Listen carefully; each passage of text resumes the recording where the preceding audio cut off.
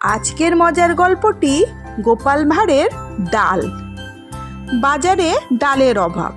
মুগ, মুসুর, অড়হর ইত্যাদি কোনো ডালই পাওয়া যাচ্ছিল না বাজারে।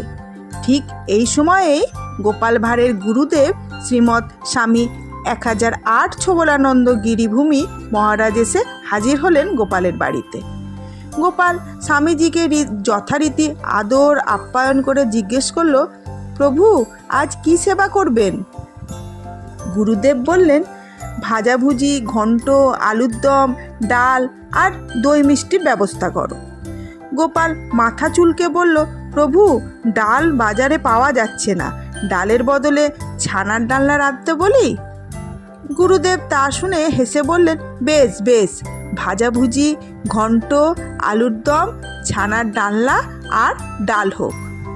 গোপাল কিন্তু ডালের কথা শুনে বিচলিত হয়ে বলল, ছানার ডালনা যখন আপনার পছন্দ নয়, ডালের বদলে চাটনি হোক। গুরুদেব মাথা নেড়ে বললেন, আমার খাওয়ার জন্যে অত ভাবছো কেন? ভাজাভুজি, ঘন্ট, আলুর দম, চাটনি আর ডাল হোক, তাতেই আমার বেশ চলে যাবে।